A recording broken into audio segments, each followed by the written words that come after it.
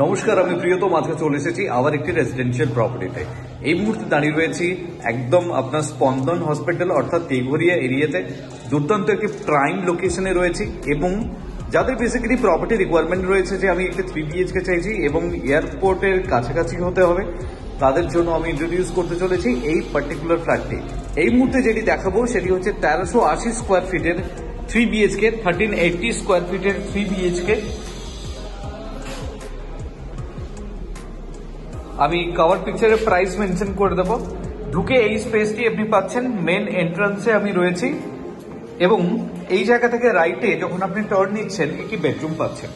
আর আমি যদি কনসিডার করি এটি বেডরুম নাম্বার 1, দেখুন উডেন শেডের পুরো টাইলস আপনি পাচ্ছেন, it seems like a wooden floor. এবং তার সাথে এই যে বালকনি আপনি পাচ্ছেন, এটি হিউজ বালকনি আপনি কিন্তু পাচ্ছেন। দেখুন এই অংশটি আপনি পাচ্ছেন, বালকনির ডিজাইনটাও দেখুন আপনার সুন্দরভাবে কিন্তু প্রোফাইল মেনটেন করে করা।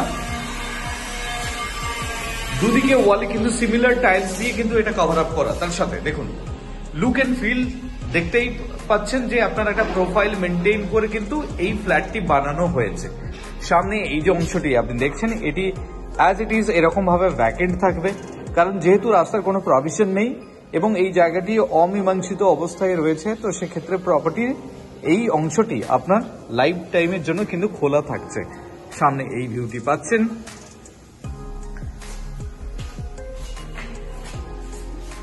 ইনলেট আউটলেট রয়েছে এবং এখান থেকে পয়েন্ট রয়েছে ইলেকট্রিক্যাল। তো আপনি আপনার ওয়াশিং মেশিনের জন্য এই জায়গাটি আপনি ইউটিলাইজ করতে পারবেন।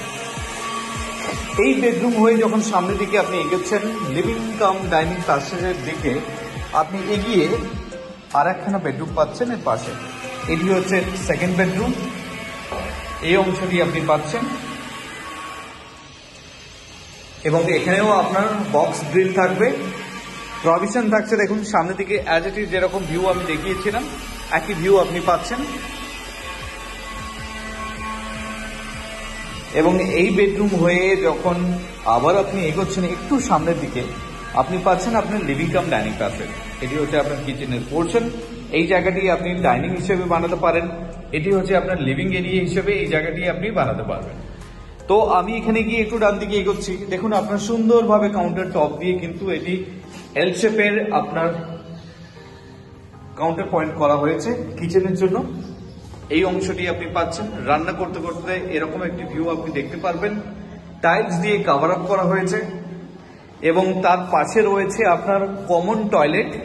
This is your common